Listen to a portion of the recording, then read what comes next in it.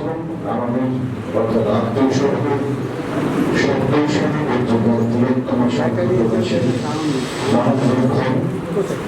আমি সম্পাদক তাকেও সামনে আসতে পারবো এবং মঞ্চে যারা উপস্থিত আছেন তারা থাকছেন।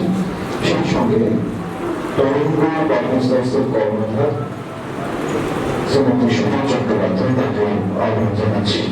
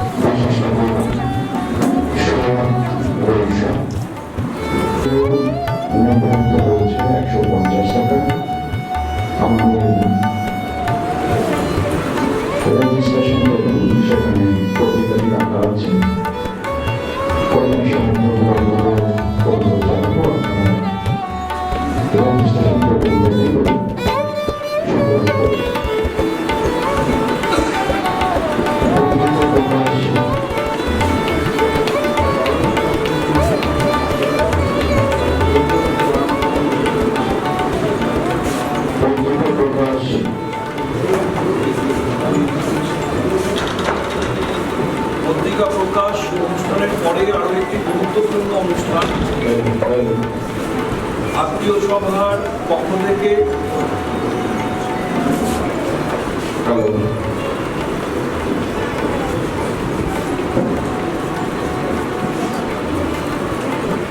এই বছরে যে বিশিষ্ট প্রিয় মানুষটিকে জীবন বৃদ্ধি পুরস্কার অর্থাৎ যে কথাটা আমরা ইংরেজিতে বেশি শুনে বা বলে অভ্যস্ত লাইফ টাইম অ্যাচিভমেন্ট অ্যাওয়ার্ড যেটা বলতে বোঝা যায়, সেই পুরস্কারের জন্য আমরা আত্মীয় সবার পক্ষ থেকে যে বিশিষ্ট মানুষটির কথা ভেবেছি, আমাদের প্রিয় কবি এবং প্রাবন্ধিক যার বক্তব্য আপনারা শুনলেন, শ্রী রামচন্দ্র প্রামাণিক, তাকে আমরা সম্মানিত করব।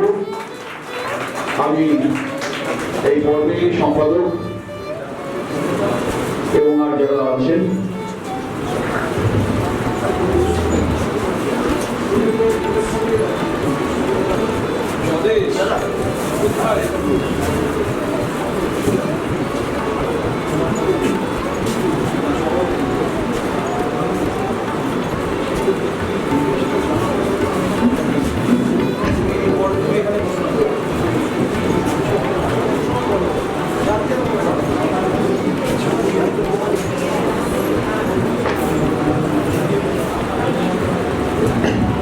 আত্মীয় সভার পক্ষ থেকে জীবন বৃদ্ধি পুরস্কার প্রাপক কবি এবং প্রাবন্ধিক শ্রী রামচন্দ্র প্রামাণিক, তার মধ্যে এই পুরস্কারের বিভিন্ন সামগ্রী স্মারক সহ তুলে দেবেন সংগঠনের সভাপতি শ্রী পূর্ণেন্দু ভট্টাচার্য মহাশয় এবং সংগঠনের সম্পাদক শ্রী স্বদেশ রঞ্জন মন্ডল মহাশয়।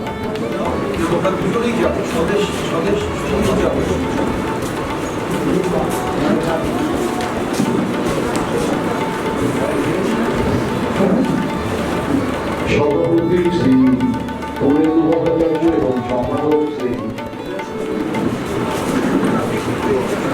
স্বদেশ রঞ্জন মন্ডল, তারা জীবন বৃদ্ধি সম্মানে ভূষিত হচ্ছেন আত্মীয় সভার পক্ষ থেকে বিশিষ্ট কবি এবং প্রাবন্ধিক শ্রী রামচন্দ্র প্রামাণিককে। আমরা নিজেরা ধন্য হলাম, আমরা সম্মানিত হলাম আপনাকে সম্মান জানাতে পেরে।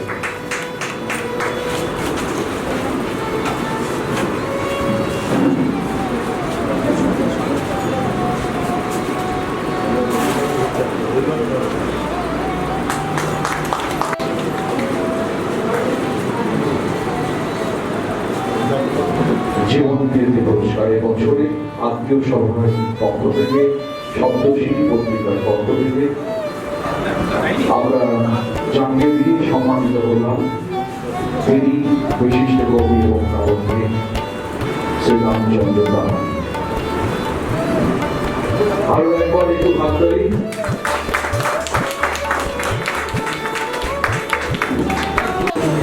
আজকে সকালে বিশিষ্ট অনুবাদক অনিন্দিত আছেন, বলছিল আপনাদের কোনো বিজ্ঞাপন দেখে যে তুমি একটা অনুষ্ঠানে যাচ্ছ, যে অনুষ্ঠানের নাম আত্মীয় সভা। এটা শুনেই আমার নিজের যেতে ইচ্ছে করছে।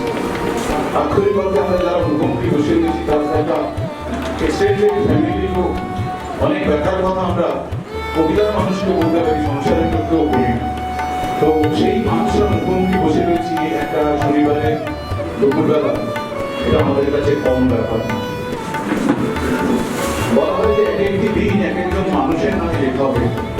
আজকের এই 22শে শ্রাবণ যে মানুষটির নামে লেখা হয়ে রয়েছে সেই লোককে আমাদের বাঙালিকে বুক পকেটে সারা বছর রবীন্দ্রনাথ নেই।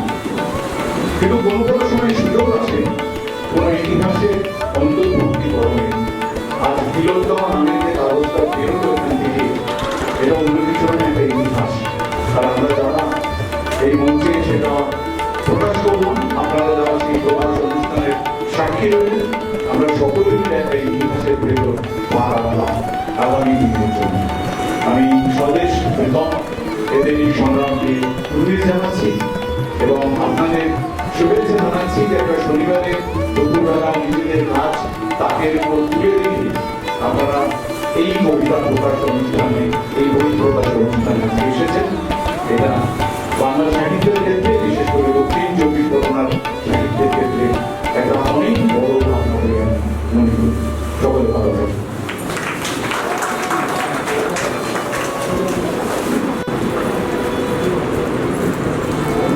নমস্কার। পঞ্চভূমিষ্ঠ বিশিষ্ট গুণীজন এবং আগত সম্মানীয় সকল অতিথিবৃন্দকে জানাই আমার আন্তরিক শুভেচ্ছা, বড়দের প্রণাম, ছোটদের ভালোবাসা। আজকে এই সুন্দর অনুষ্ঠানে আমাকে আমন্ত্রণের জন্য আমি আমার আন্তরিক ধন্যবাদ এবং কৃতজ্ঞতা জানাই স্বদেশ রঞ্জন মন্ডল দাদাকে। সৌমিতা বলছিলেন যে আত্মীয় সভার অনুষ্ঠান, আত্মীয় কথাটার মধ্যেই একটা কাছে টেনে নেওয়ার ব্যাপার আছে। সত্যি তাই, আত্মীয়তা তো বিভিন্নভাবে তৈরি হয়। আমার খুব ভালো লাগে বিভিন্ন অনুষ্ঠানে যখন দেখি যে বহু দূর দূরান্ত থেকে মানুষ আসছে, আমার খুব অবাক লাগে। কেউ একটা কবিতা পাঠ করার জন্য 2 ঘন্টা 3 ঘন্টা 4 ঘন্টা রাস্তা পেরিয়েও আসে। কিছুদিন আমরা একটা পত্রিকা প্রকাশের অনুষ্ঠানে তার একটা লেখা আছে, সেই পত্রিকাটি সংগ্রহ করার জন্য এত দূর দূরান্ত থেকে মানুষজন আসে। আমার খুব জানতে ইচ্ছা করে যে এত দূর থেকে মানুষ কেন আসে। আজকে শনিবারের ব্যাপারটা তো ছুটির দিন নয়, রবিবার নয়, আর সন্দেহ নয়, একটা অফিসের দিন। তার মধ্যে দিয়ে ভালোবাসি এত মানুষ এসেছে, কেন আসে? শুধুমাত্র কি কোনো পুরস্কারের জন্য, শুধুমাত্র কবিতা পাঠের জন্য? আমার মনে হয় শুধুমাত্র কবিতা পাঠ বা পুরস্কারের জন্য নয়। মানুষ আছে মানুষের সাথে পরিচিত হতে, পক্ষ আত্মীয়তা গড়ে তুলতে। পক্ষ থেকে যে আত্মীয়তা গড়ে ওঠে সেটি হচ্ছে পক্ষর আত্মীয়তা। তো এই বিভিন্ন অনুষ্ঠানে এসে একজন মানুষ অন্য মানুষের সাথে পরিচয় হচ্ছে, এটাই একটা অনুষ্ঠানের কাজ। এখানে অনেক মানুষ আছেন যাদেরকে আমি আগে থেকে চিনি, আবার অনেকে আছেন যাদেরকে নিজে পরিচয় আজকে নতুন দেখা হলো। তো এইভাবেই তো মানুষের সাথে মানুষের পরিচিতি গড়ে ওঠে, তাদের মধ্যে আত্মীয়তা গড়ে ওঠে এবং নতুন নতুন সম্ভাবনা তৈরি হয়ে ওঠে, বিভিন্ন কাজের সম্ভাবনা তৈরি হয়। পত্রিকার কথায় আসি। পত্রিকা 2 ধরনের, আপনারা সবাই জানেন, একটা বাণিজ্যিক পত্রিকা আর একটা লিটল ম্যাগাজিন। তো একটু আগে রামচন্দ্রবাবু তার বক্তব্যকে বলছিলেন যে আমাকে হয়তো খুব বেশি মানুষজন চিনবেন না, কারণ আমি সেই অর্থে বাণিজ্যিক পত্রিকায় লিখিনি, আমি বেশিরভাগ লিটল ম্যাগাজিনে লিখে। তো আমাদের মধ্যে এটা ওনার বলবেন না, এটা আমার মধ্যেই ছিল যে আমাদের মধ্যে একটা ব্যাপার কাজ করে যে আমরা ভাবি যে লিটল ম্যাগাজিনে লিখলে সেইভাবে পরিচিতি পাওয়া যায় না, বাণিজ্যিক পত্রিকায় লিখলে অনেক বেশি পরিচিতি পাওয়া যায়।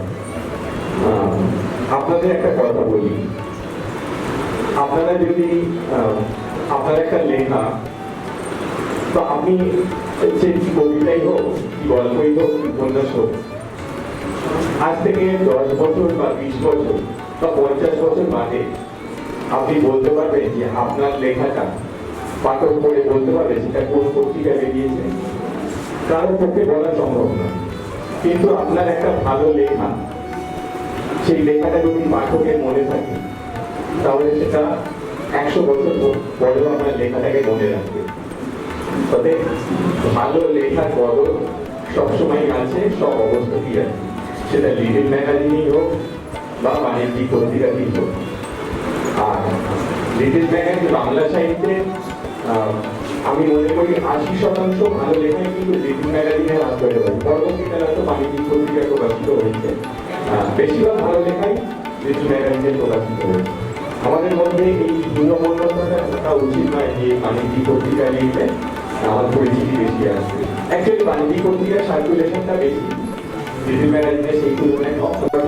আজকে যে অনুষ্ঠানটা দেখলাম, তারা যে আন্তরিকতা, যে নিষ্ঠা সহকারে পত্রিকা প্রকাশ করে, সেটা বাণিজ্যিক পত্রিকা হয়। আমি 20-25 বছর লিটল ম্যাগাজিনে লিখেছি, আমারও এই একই ধারণা ছিল। আমি আজ 4-5 বছর বাণিজ্যিকে লিখছি। আমার এখন বাণিজ্যিকে লেখার পর আমার সেই ধারণাটা বদলে গেছে। ভালো লেখার বদল সবসময় সব অবস্থাতে আছে, সেটা বাণিজ্যিকে হোক, লিটল ম্যাগাজিনে হোক।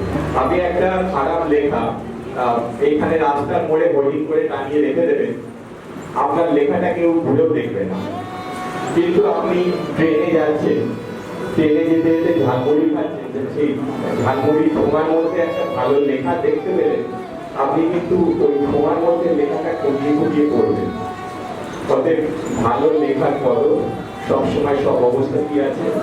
আর স্বদেশটা আমি আসার সময় বলছিলেন যে অনুষ্ঠানের মধ্যে রাজনীতি আনা উচিত নয়। আমি অবশ্যই এটাকে সমর্থন করি।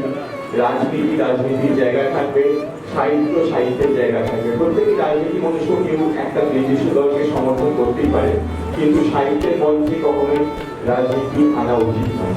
এবং আজকালকার দিনে যেটা হচ্ছে মানে সাহিত্যের অনুষ্ঠানের মধ্যে রাজনীতি চলে আসছে, এটা কখনোই কাঙ্ক্ষিত নয়। আর কবি নীরেন্দ্রনাথ চক্রবর্তী একটা কবিতার লাইন দিয়ে আমি আমার বক্তব্য শেষ করছি।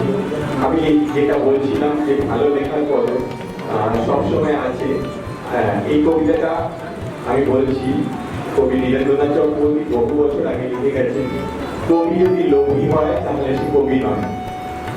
কখনো সে গেরুয়া করে, কখনো লাইনটা ভুলে যাচ্ছি, কখনো বা সবুজ করে, কখনো গেরুয়া ধরে, কখনো বা টকটকে লাল। তো আজকের দিনেও এই কবিতার লাইনটা কি ভীষণ প্রাসঙ্গিক। তিনি লিখে গেছেন, কবিরা সত্যি সত্যগ্রস্তা বলা যায়। তো আজকালকার দিনেও এই কবিতার লাইনটা কি ভীষণ রকম প্রাসঙ্গিক হয়ে উঠবে। আর কবিদের কখনোই এই সম্মাননা বা সম্মানের প্রাপ্তির লোভ থাকা উচিত নয়। কবিরা কবিতা লিখবেন, তারা সাদাকে সাদা বলবেন, কালোকে কালো বলবেন। তিনি সাধারণ মানুষের প্রতিভূমি কাজ করবেন, সাধারণ মানুষের মুখপাত্র হয়ে কথা বলবেন। তিনি কোথায় পুরস্কার পাবেন, সম্মান পাবেন, এই লোভ থাকা উচিত নয়। শিবরাম চক্রবর্তী একবার তাকে জিজ্ঞেস করা হয়েছিল, আপনার জীবনের শ্রেষ্ঠ সম্মান, শ্রেষ্ঠ পুরস্কার কি পেয়েছিলেন? উনি বলছিলেন যে আমি একবার স্টেশনে ট্রেন ধরবো বলে যাচ্ছিলাম, তো সেখানে ট্রেনটা কোনো কারণে আমার মিস হয়ে যায়, পৌঁছতে লেট হয়ে যায়। তো চালক ওনাকে দেখতে পাচ্ছেন, ট্রেনটা যিনি চালাচ্ছিলেন, এবং ওনাকে দেখতে পেয়ে ট্রেনটা থামিয়ে দেন। তো এবং উনি ট্রেনে ওঠেন, উনি বলেন যে এটাই আমার জীবনে শ্রেষ্ঠ সম্মান। তো মঞ্চের পুরস্কার বা সম্মান এটা বড় কথা নয়, মানুষের যেটা ভালো লাগা, মানুষের কাছে সম্মান পাওয়া, এটাই সব থেকে বড় সম্মান আমি মনে করি। ধন্যবাদ আমাদের সকলকে, সকলে ভালো থাকে, সুস্থ থাকে এবং ধন্যবাদ।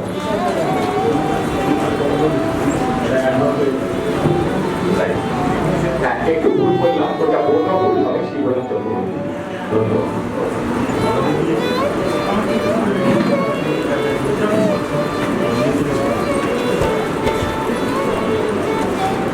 আমাকে মাইক্রোফোনে চেয়ে গেতে বলো, কারণ মানে আমার বক্তা একটু ভুল দিয়েছে আমার নাম। আমি একটা বলি, আমাদের বাংলাদেশি কিছু লেখক ছিলেন যারা এক্সক্লুসিভলি লেখক এবং কখনো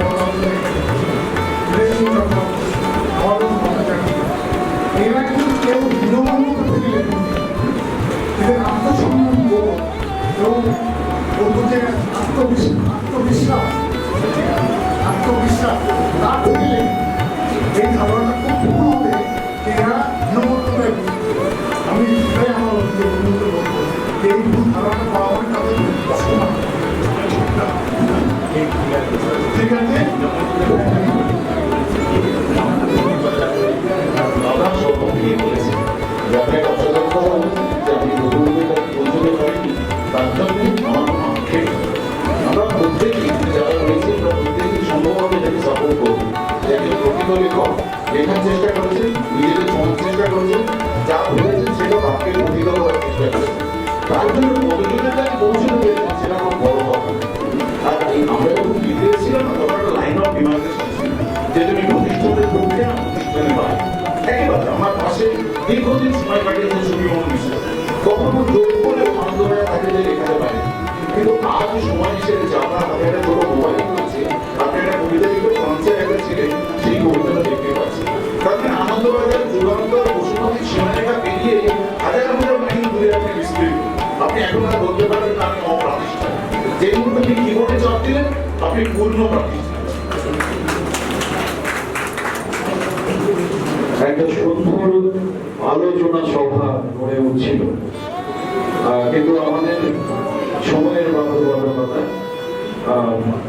এরপরে মানে খাওয়ার সময়, দুপুরে খাওয়ার সময় হয়ে গেছে, সেটা বিরতি হবে। তার আগে আমরা আরো অল্প কিছু অনুষ্ঠানের মধ্যে দিয়ে এই পর্ব শেষ করবো। আমি এই যে প্রেক্ষাগৃহে আমাদের এই সুন্দর আয়োজন এবং সেই প্রেক্ষাগৃহ গৃহে অনুষ্ঠান করবার জন্য যিনি সহযোগিতা করেছেন এই সংগঠনের কর্মধার আইআইটি কর্মধার যাকে সঠিক কর্মচারী, তাকে বুঝে কথা বলবার জন্য অনুরোধ জানাচ্ছি।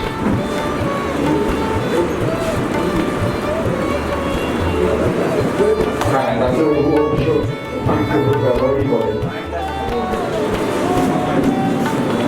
এতটুকু তারে এনেছি মুখ ওনার মতন মুখ, পুতুলে দিয়ে ভেঙে গেল বলে এতে ভাষাই তবু। এখানে ওখানে ঘুরিয়া ফিরিত ভেবে হইতাম সারা সারা বাড়ি ভরি, এত সুনাম সরাইয়া দিল তারা।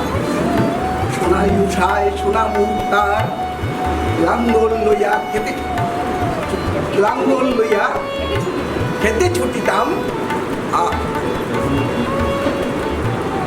তারপরে লেখি না যাচ্ছি না, লাঙ্গল লইয়া খেতে ছুটিতাম গায়ের উপর, যাইবার কালে ফিরে ফিরে তারে দেখে লড়িতাম কত।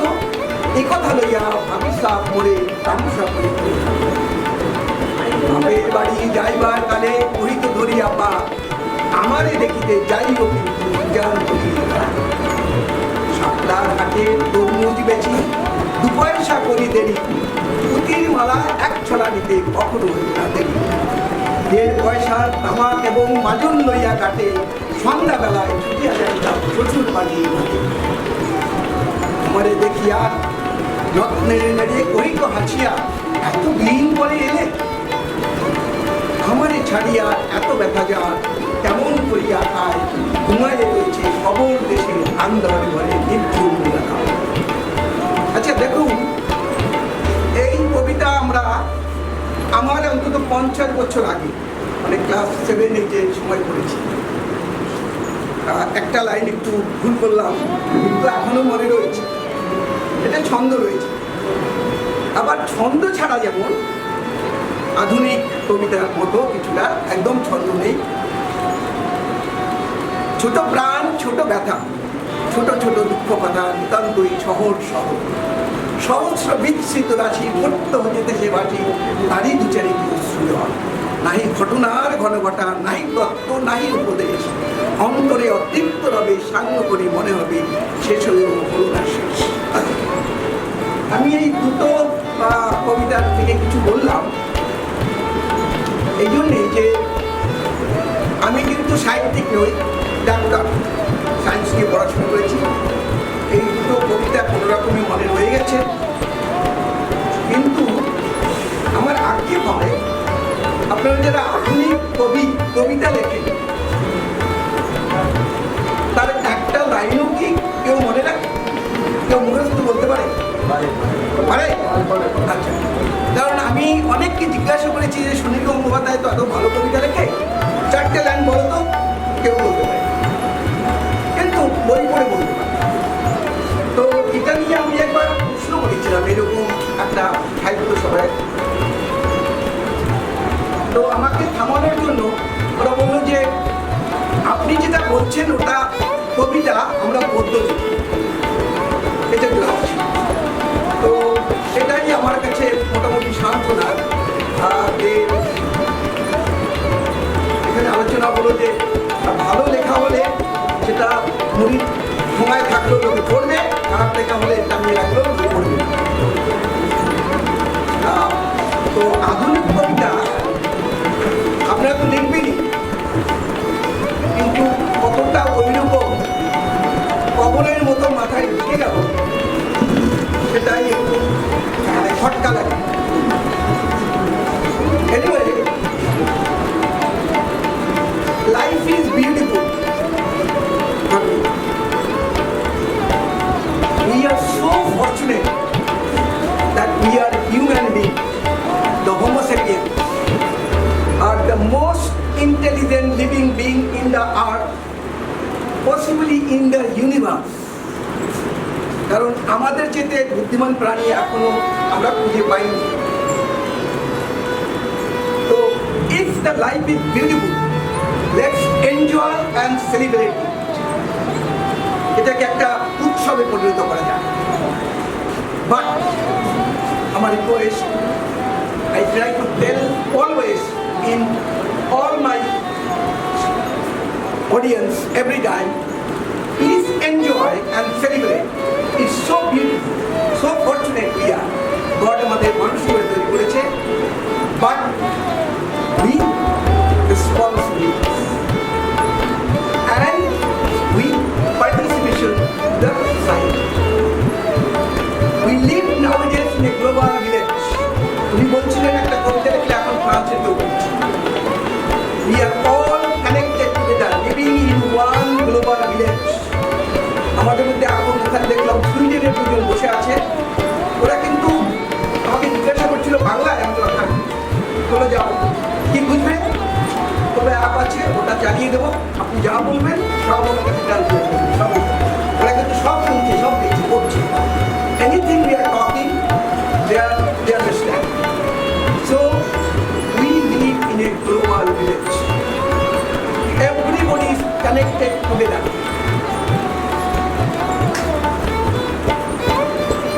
আমাদের এই আজকের এই প্রোগ্রামটা ইনফ্যাক্ট হওয়ার কথা ছিল আগামী রবিবার, এটা ছিল কনভিনিয়েন্ট ডে, কিন্তু ইনসিডেন্টালি যখন উদ্যোক্তারা প্রীতম স্বদেশ আমাদের এখানে হলটা যাওয়ার জন্য এলো, আমাকে বললো ডাক্তারবাবু আপনাকে থাকতে হবে। তো এইরকম একটা সবাই মিস করতে চাই না, একটু কম্প্রোমাইজ করলাম, ওনারা বললেন রবিবার কথা ছিল, আমি বললাম যদি শনিবার হয় তাহলে আমি থেকে দিতে হবে, কারণ রবিবার দিন আমার অলরেডি ফ্লাইট বুক হয়ে গেছে, আমি অস্ট্রেলিয়া চলে যাবো একটা মিটিংয়ের কনফারেন্সের জন্য। তো ওটা করে নিল, কিন্তু এটা শনিবার, ইনফ্যাক্ট রবিবার আমার জন্য আজ রাত 12:30 মানে আজ সন্ধ্যার সময় যেতে হবে। কিন্তু দেখুন এটা কত কোইন্সিডেন্স, আপনি কিন্তু তখন বলেননি, আমিও জানতাম না, এটা কিন্তু 22শে শ্রাবণ হয়ে গেছে।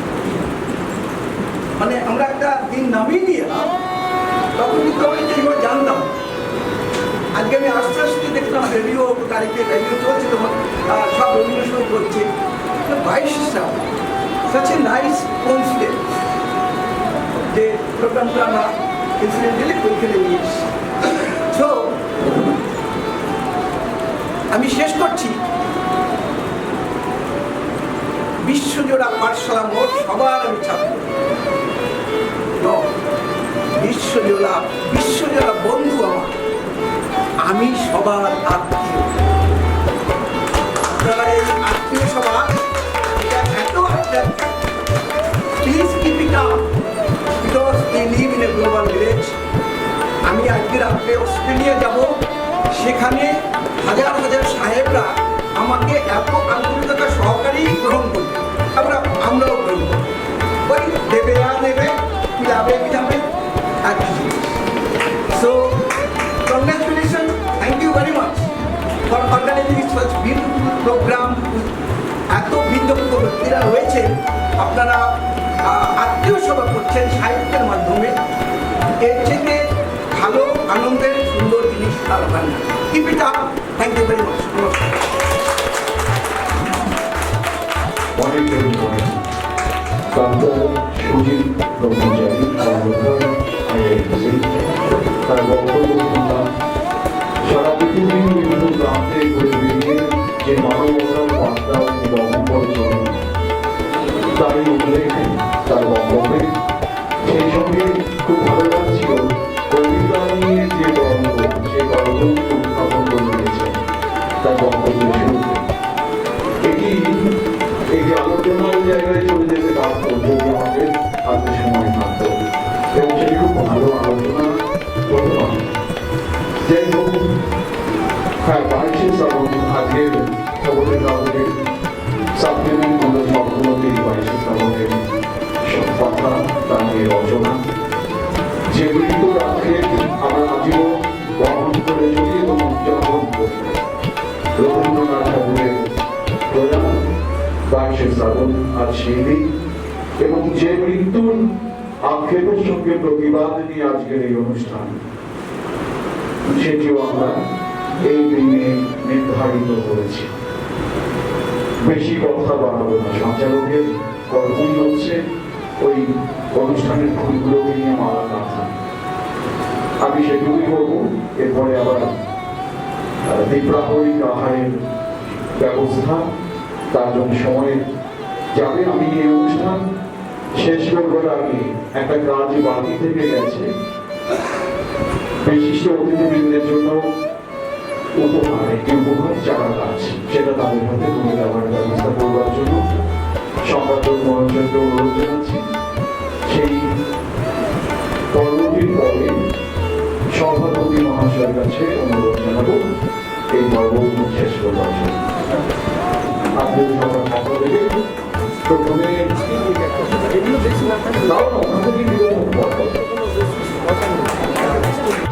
খুব গুরুত্বপূর্ণ এবং আদরের উপহার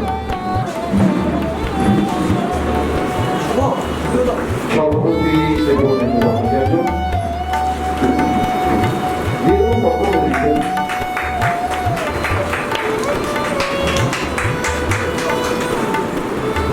প্রধান অতিথি কবি এবং রাজনীতিক শ্রী রামচন্দ্র প্রামাণিক, বিশিষ্ট কবি শ্রী সমীর দর্শন, বিশিষ্ট যারা শুনিলাম সভাপতির বক্তব্য দিয়ে গল্প শেষ করবার আগে আমি কবি এবং সাহিত্যিক বিজ্ঞানী মণ্ডল তাকে একবার দেখে নিচ্ছি। এই অনুষ্ঠানে আলোচনার কথা ছিল বিশিষ্ট কবি সুধীর দত্ত মহাশয়, এবং শারীরিক অসুস্থতার কারণে তিনি উপস্থিত থাকতে পারেন। পাঁচের নাম তার নামে প্রায় পুরস্কারও দিয়ে থাকি। তারই লেখা পাঠ করবার জন্য তিনি বেশ বিশ্বাস।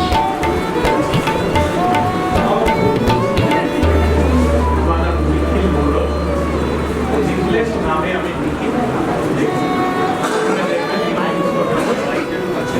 শেষে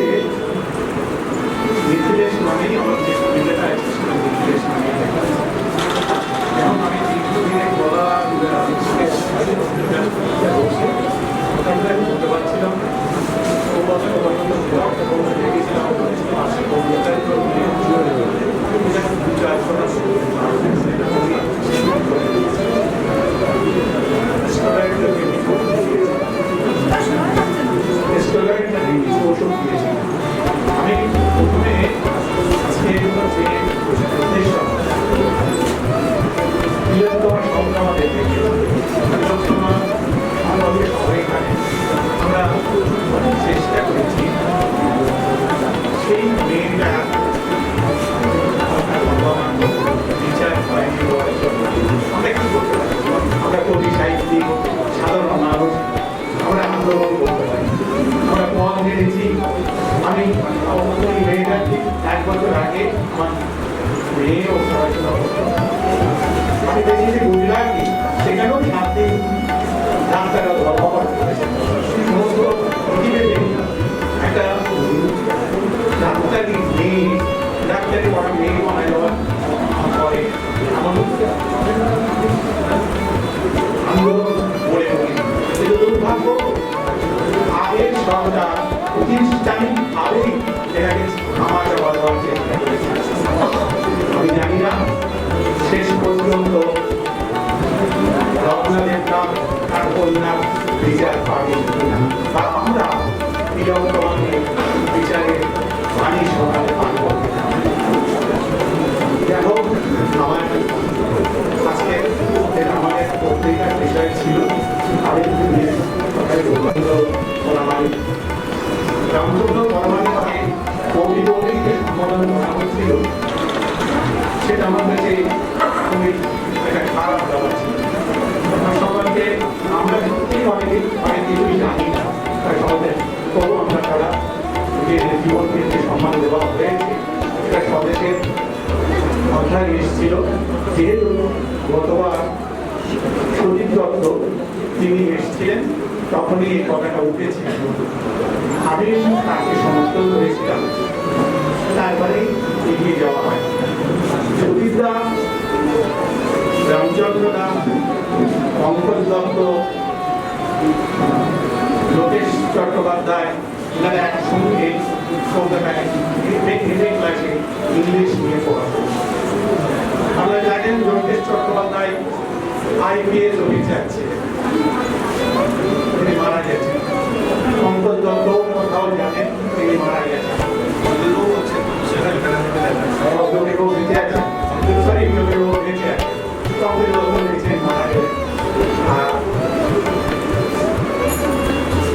আমাদের যে রামচন্দ্র জীবন সম্মান দিলাম, তিনি তো বেঁচে আছেন।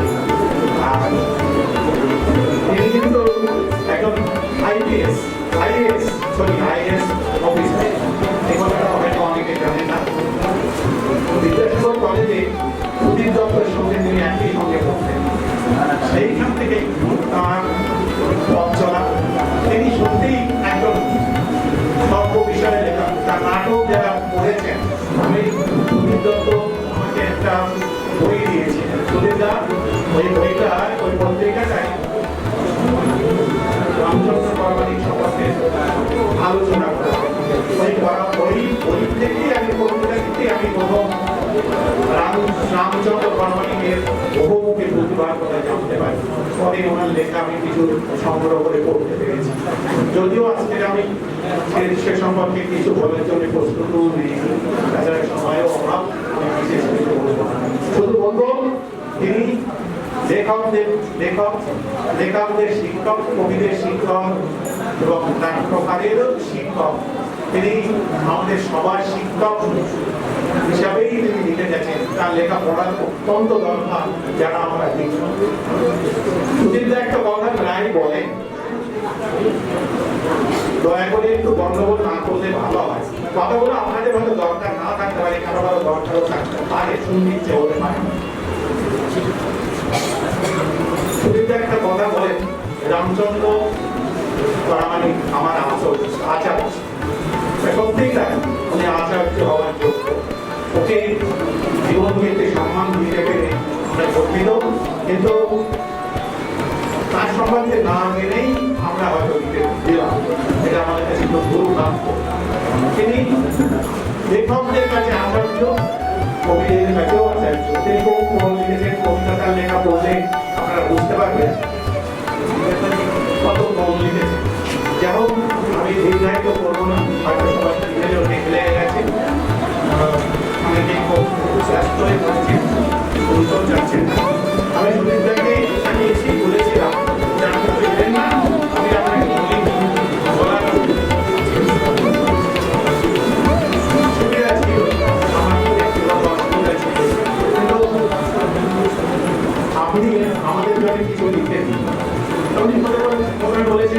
বলবো না। আমি আমি যেতে পারিনি, সেটা আমার চোখে ক্যাটারাক্ট অপারেশন হয়েছে। আমি আপাতত একটু বিশ্রামে আছি, তবে পাশাপাশি যাচ্ছি, অত বলে আর যাবো না। তবে এই আজকের অনুষ্ঠানে যারা এসেছেন, তার আগের বার যখন সুচিত্রা এসেছিলেন তখন আমি দেখেছিলাম সুচিত্রার ভক্ত সংখ্যা বা সংখ্যা এত বেশি, এবং তারা সুচিত্রাকে একদম মানে মনের মানুষ ভেবেই নিয়েছিলেন। তারা যেন এত উৎসাহী ছিলেন যে ভাবাই যায়। বিশেষ করে মেদিনীপুর থেকে যারা এসেছিলেন তারা খুবই দায়িত্ববান ভালোবাসার সঙ্গে তাকে গ্রহণ করেছিলেন। সুচিত্রা আসেননি, কিন্তু তার বন্ধু এসেছেন, প্রিয় বন্ধু, এবং তার আশার তাহলে আমি বেশি নির্ধারিত করছি না আমার বক্তব্যকে। আমি বরং তার কাছে বললেন, পরে উনি বললেন যে রামচন্দ্র গেছে, আমাদের বাকি তুমি বলেছ যখন আমি একটা লিখে দিচ্ছি, লিখেছিলেন। আমি সেই করে শোনাচ্ছি। আত্মীয় পরিবারের আমন্ত্রণ, আজ অনুষ্ঠানে উপস্থিত থাকতে পারলে খুব ভালো লাগে। আমার শারীরিক কারণে সেই আনন্দ লাভ থেকে বঞ্চিত হলাম। উদ্যোক্তাদের প্রতি আমার অসীম কৃতজ্ঞতা ও অমেয় শুভেচ্ছা রয়েছে। রামচন্দ্র বর্মণের যে জীবনকে সম্মান দেওয়া হচ্ছে তা আপনাদের সাহিত্যবোধের শ্রদ্ধা জায়গায়। বর্তমান সময়ে এক উজ্জ্বল প্রতিভা, যার লেখনী সফলভাবে চালিত হয়েছে সাহিত্যের বিভিন্ন শাখা। প্রথম কাব্যগ্রন্থ উৎসী, পরে রাত্রি বাংলা কবি সমাজকে প্রকাশ মাত্রই চমকে দিয়েছিলেন তার বিদ্যুতের স্পর্শী ভাষা ও ভাষ্যে। আমি কবিতা লেখার হাতে করি দিনে আচার্য হিসাবে গ্রহণ করেছিলাম। তাই আজও পরামর্শ নিই তার কাছ থেকে। তার স্মৃতিমূলক জীবন কাহিনী বাংলা সাহিত্যের অমর।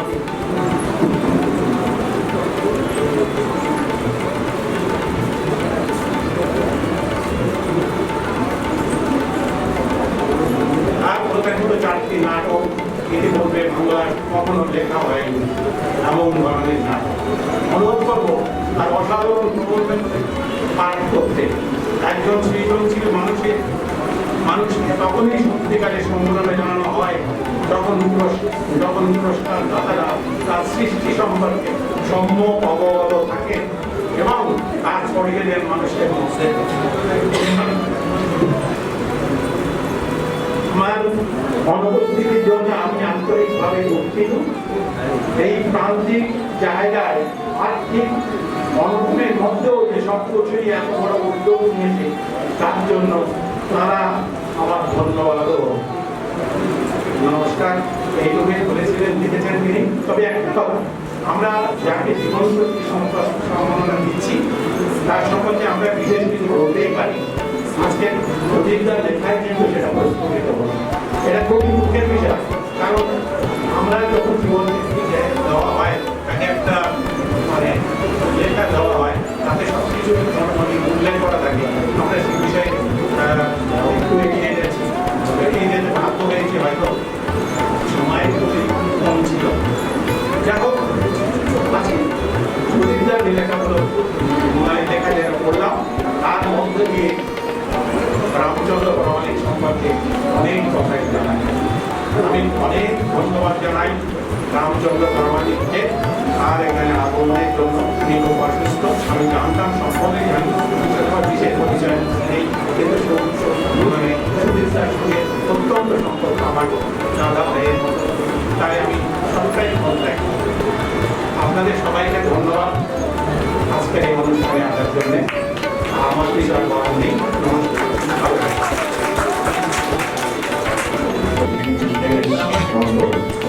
এই নামে দেখে আমাদের প্রিয় লেখিকা, যার উপর আমাদের অটল বিশ্বাস, তাই মাঝে মাঝে বিশ্বাসে বলতে আমরা তার বক্তব্য শুনলাম। এবং আজকের অনুষ্ঠানের প্রধান অতিথি এবং আমাদের প্রিয় মানুষ যিনি পুরস্কার, যাকে আমরা দিয়ে নিজেরা ধন্য হলাম, তার সম্পর্কে সঙ্গীত কবি সঙ্গীত লেখা প্রকাশ করলেন তাকে অনেক ধন্যবাদ। যদিও এখানে যে সকল নবীন কবি মানুষরা আছেন তারা এখানে মানুষ সম্পর্কে অনেকটাই জানেন, এই বিশ্বাস রেখেই আমরা শুধু তার নাম উচ্চারণ করেই তাকে সম্মান জানিয়েছি, এর বাইরে কিছু নয়। আমরা এরপর এই পর্বের অনুষ্ঠান শেষ করি, পিঁপড়াহরিক আহারে চলে যাবো, যদিও প্রায় বিকেল হয়ে এসছে। সভাপতি অর্থাৎ আত্মীয় সভার সভাপতি শ্রী পূর্ণেন্দু ভট্টাচার্য, তার বক্তব্য দিয়ে আমরা এই পর্বের অনুষ্ঠান শেষ করি। আমাদের সর্বশেষ পত্রিকা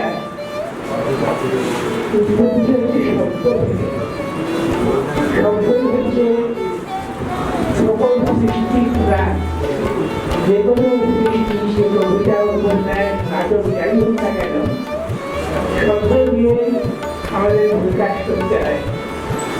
সেই শব্দকে যথার্থ শব্দ তুলে নিয়ে তাকে ভাবনাকে সুস্থ করে যদি আমরা প্রকাশ করতে পারি, তবে সেই কবিতা সার্থক হবে, সেই কবিতা মানুষের ব্যর্থতা অর্জন করবে। আজকে মঞ্চে উপবিষ্ট যেসব বিশিষ্ট কবিরা আছেন তাদের সকলকেই আমি সম্মাননা জানাই। আমার সামনে যারা আছে যেসব কবিরা, তাদের সকলকে কবিতা যারা লেখেন না কিন্তু তারা পড়ে আনন্দ উপলব্ধি করে, তাদেরও আমি সম্মাননা জানাই। আজকে শুধু এইগুলো শেষ করব।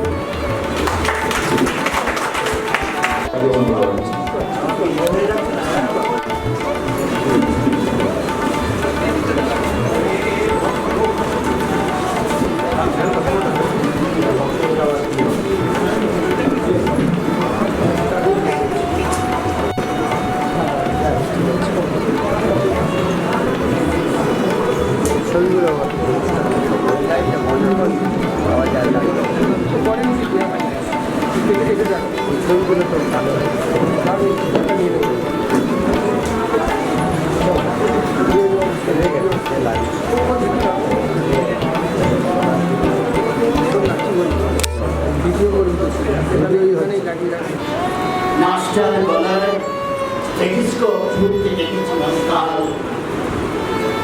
আজ সে কেন এলো না সেবা সদনে? তাকে কি কোথাও গোপন করে রাখা হলো? এদিকে মণ্ডপে সাজানো কত বসন্তের আলোপনা, বৃষ্টির জলে ধুয়ে যাচ্ছে সব। আজ যে বসন্ত উৎসব মুখর দিন, কিন্তু সদস্যদের মতো চেয়ার খালি। পুরাণ কথিত উৎসব উল্লাসে দীর্ঘশ্বাস করে রইল। অথচ সবাই মিলে উৎসবের দিনগুলো নিজেদের মধ্যে ভাগ করে নেওয়ার কথা ছিল। নমস্কার।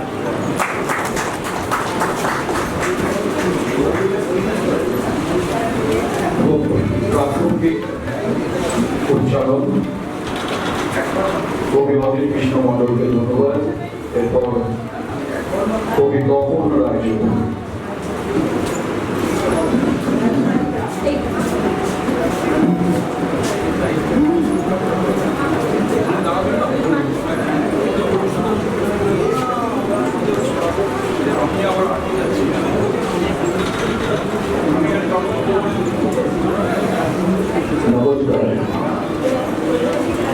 উপস্থিত সকলকে শ্রদ্ধা জানিয়ে নিবেদনে আমাদেরই মেয়ে বলে গেল তরতাজা প্রাণ, রোগী সেবা ছিল তার কাজ। সে ছিল আমাদেরই মেয়ে, বিচার কি পাবে সে আজ? অপরাধী অপরাধ করে আজও বসে কুড়িয়ে ঘুম, তাদেরকে বাঁচাতেই দেখি ছুটে আসে এক শ্রেণী বউ। আদান বলছে যারা তাকে, তারাও কি অপরাধী নয়? তোমার পিছিয়ে এত যারা, কেন কি বা এত সংশয়? ধরে গেল তরতাজা প্রাণ, রোগী সেবা ছিল তার কাজ। সে ছিল আমাদেরই মেয়ে, বিচার কি পাবে সে আজ? কোথায় গেলেন আজ তারা ওই জলগম্বাতি হাতে? চটি চাকা সেই লোকগুলো স্বার্থেই যারা পথে হাঁটে। কেন চলে যেতে হলো তাকে? রোজটা সববারই মনে, উত্তর পায়নি তো খুঁজে ঘুমন্ত চোখের ওই কোণে। সারা দেহে কষ্ট জমার রক্তরস জমে তার দেহে। এটা খুন নয়, সুইসাইড, এমন বলার তুমি কেহে? আড়াল করছো তুমি কাকে? তৈরি ঘড়ি ছাই হলো হায়। এমন কি ছিল তাতে আরো, পরে যেন ক্ষতিটা পায়? সত্যের সীমাতাই ছিঁড়ে জনগণ আজো পথে নেমে চাইছে সঠিক বিচার, বলে তাকে বদল ভেবে ধরে গেছে সব তাজা প্রাণ। রোগী সেবা ছিল তার কাজ, ছিল সে আমাদের মেয়ে। বিচার কি আদৌ ভাবে আজ? নমস্কার। আরো একটি প্রাসঙ্গিক অনুষ্ঠান কবি তপন রায় চৌধুরীর কবিতায়, তাকে ধন্যবাদ। এরপর কবি সেলিমা রহমান।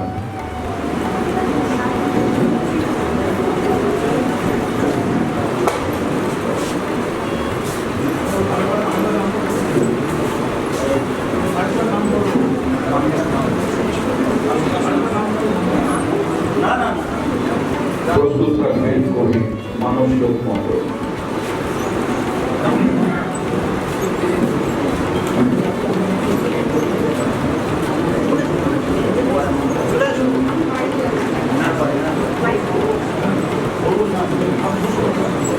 আচ্ছা, আমি একটি ছড়া করছি। ছড়াটির নাম চিকচিকির সাথে।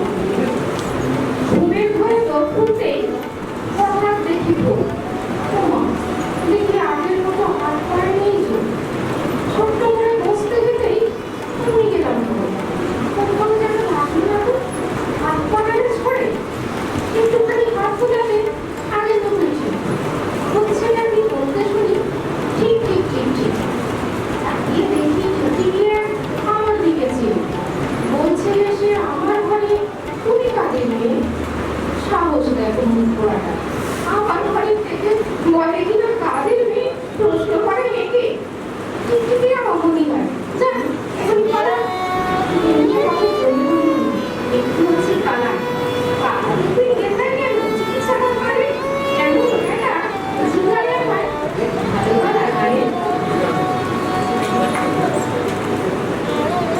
ভালো করে সেই মনে দান তুই দেখ তো এখন সকালকার তার চেয়ে বড় টিকটিকিটা বললে আবার সেই ভালো তাই করো তুই এত কাজ সব মানুষ করে বলিস না বলিস না আমি তো ধরে এনে বরং থেকে পাই টিকটিকিটা আগে পাঠিয়ে গেল সবগুলো আবার এমনও হয় আবার শুলাম ঘুরে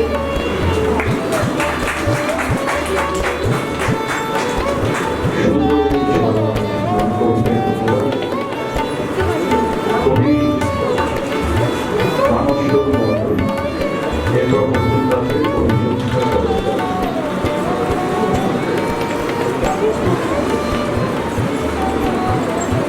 সবাইকে আন্তরিক ভালোবাসা।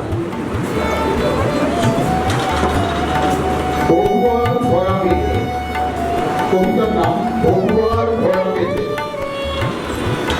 নদী খুব ভিজে গেলে আতঙ্ক হয়েও পোশাকি আসে সেলাইয়ের জোর উঠে ভোগানের কবিতকে ছিঁড়া শুরু উজানের লোকগানে গোলাপি মাছের ঝাঁক ফুল হাতে আসে সোদের সাদা থেকে পাড়ের বাঁধন ছিঁড়ে আগুনের ঘর ভগবানের অভিমুখে সাগরের প্রিয় গান মেঘ নদী দিয়ে পিয়ার পালন থেকে নেমে আসে মেঘকে বৌয়ার স্থানে ফোটা ফোটা আলো জ্বলে সীমানার কার্নিশে ফোটা ফোটা আলো জ্বলে সীমানার কার্নিশে তৈরি পায়ে আলোতে মাটির খোঁজে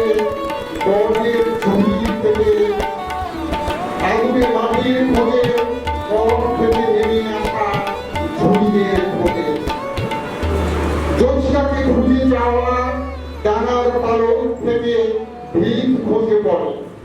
জ্যোৎস্নাকে ছুঁতে চাওয়া ডানার পালক থেকে ভিত খসে পড়ে। নিকটের অভিমুখে ফিকে হয়ে আসে রং চাঁদের শরীরে। মেঘের ধমনী থেকে পরিযায়ী উড়ানের জল নেমে গেলে, মেঘের ধমনী থেকে পরিযায়ী উড়ানের জল নেমে গেলে বৃষ্টির দানাগুলো পৃথিবীতে মাথা রাখে এক হাঁটু করে। দোলের ঝোলার পাশে ধারালো দাঁতের নিচে কিসের ভঙ্গি, ভগ্নার ভরা পেটে ক্ষমতার পলকবে ওর পেতে আছে। দোলের ঝোলার পাশে ধারালো দাঁতের নিচে কিসের ভঙ্গি, ভগ্নার ভরা পেটে ক্ষমতার পলকবে ওর পেতে আছে। নমস্কার। ধন্যবাদ কবি মানস লোকমানবের সরস্বতী কবিতা পাঠ রচনা আছে কবি জ্যোতিকা চৌধুরী। প্রস্তুত থাকবেন কবি পরিমল ঘোষ।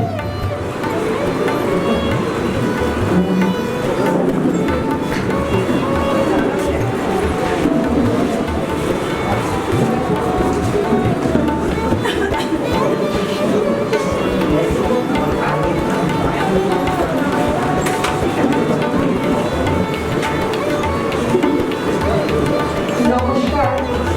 অনেক গুণীজনের সামনে কবিতা বলার এই সৌভাগ্য সন্তোষী করে দিয়েছেন, তাই সংস্থাকে অনেক ধন্যবাদ প্রণাম। আমার আজকের কবিতা সে ছিল ঠাকুরের জমানো চোখের জল। নরেন, নরেন, তুই তো আমার জমানো চোখের জল। কত কত জন্ম কেঁদে কেঁদে তোকে করেছি, মাত্র একটা নয়। শিবের অস্ত্র কত রূপের রুদ্রাক্ষ, আমার তো শুধু তুই। তুই আমার হাজার হাজার ব্রহ্মাণ্ড, তুই কখনো নির্বিকল্প চাস নে। তোর হাতে দেব সবার মুক্তির চাবি। তোর মুক্তি হবে না, ভারতের প্রতিটি ধূলিকণায় যে মানব জন্ম নেবে তাদের সবার বুকে, হ্যাঁ রে, তাদের সবার বুকে তুই জেগে থাকবি আলো হয়ে। ঠাকুর ধর্মকে নিয়ে গেলেন সমাজের বুকে সমন্বয়ের বীজ পুঁততে। জগৎকে স্বর্গের রূপ দিতে নরেনের বুকে এঁকে দিলেন কর্মযোগের মহিমা। প্রাচ্যের সাথে পাশ্চাত্যকে মিলিয়ে তৈরি করলেন এক দ্রবীভূত ভারত, নাম বিবেকানন্দ। সংঘজনীর আদরের নরেন, সবার প্রতি তার একান্ত চিন্তা। সকল সংঘ ভাইয়ের মধ্যেই গুরুকে প্রত্যক্ষ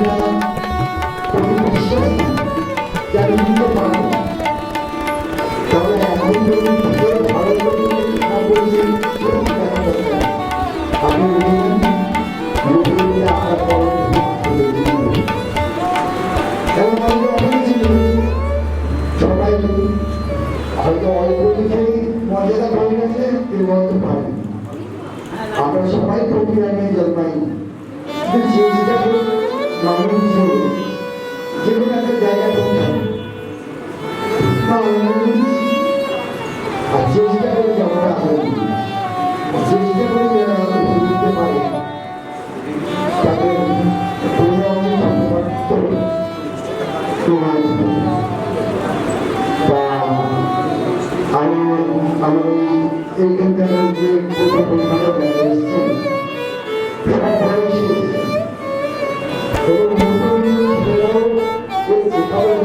সব বয়সী এবং মাঝ বয়সী কৃষি বেশি তাই নতুন কিভাবে আনা যায় তার ভূমিকা আর এই প্রবন্ধ তারা কিন্তু আমার জন্য অনেক বড় ধরনের মানুষ, কারণ তাদের বয়সটা জগৎটা আলাদা। বয়সের ভাষায় যেগুলো প্রবণতা সেটা কোথাও হয়তো ভাষা হিসেবে প্রয়োগ করে যায়, কিন্তু ভূমিকা খুব অল্প পরিসরে তার মনের মনে প্রকাশ করা, এটা যারা পারেন তাদের প্রধান নিশ্চয়ই আমার মনে যারা আমরা সাহিত্য বুঝি না তাদের প্রধান আমরা আপনাদের উৎসাহ আপনারা তারা চাই না ভালো করে তাদের নিশ্চয়ই ভালো একটা পৌঁছাবে।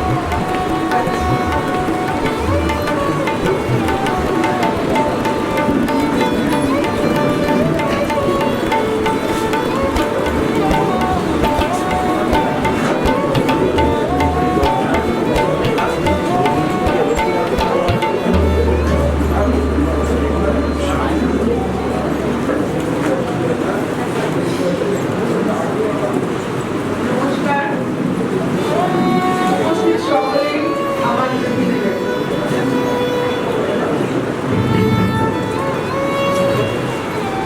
আমার কবিতার নাম বদনপ্রদীপ। যতবারই আঁকি একটি ইচ্ছে নদী, নীল কুয়াশার ভিতর হারিয়ে যায় তার আঁকা বাঁকা গতিপথ।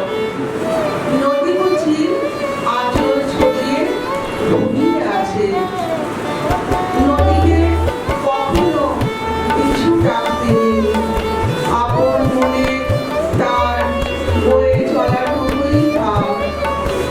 একবার কিছু ফিরলেই সহস্র মান জড়ো হয়ে গতিরোধ করে।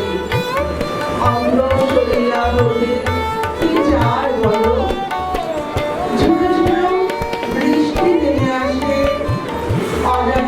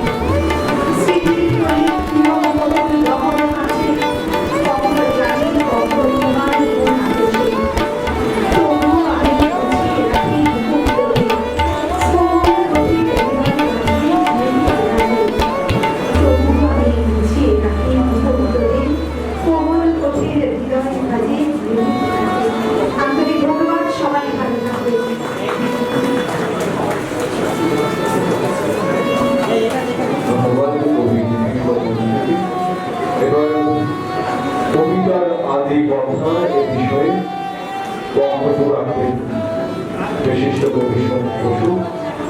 আমরা শুনব।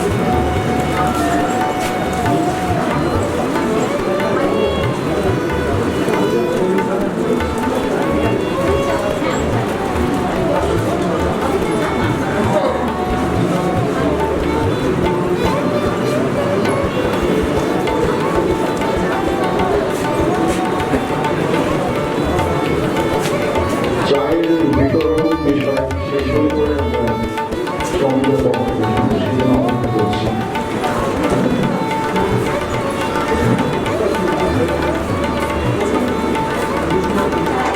একটু উল্টো দিকে আমাদের বিষয়টা হয়ে চায়ের বিতরণ।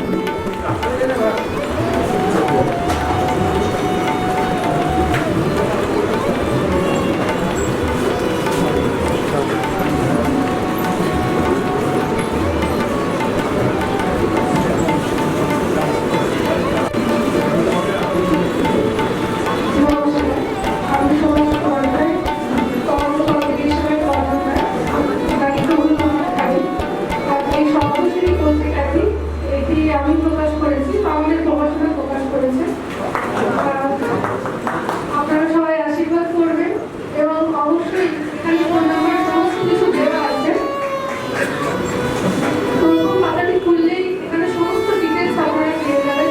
পত্রিকাটি কেমন লাগলো, সেটি ভালো হোক খারাপ হোক, কোনো কিছু বলার থাকে আরও এইভাবে ভালো করা যায় বা এগুলো দেখানো যায়, সেগুলো যদি আমাদেরকে জানান খুব ভালো লাগবে। এগুলোই বলতে চাই। Thank you. আর কিছু বলেন নেই, সবাইকে ধন্যবাদ।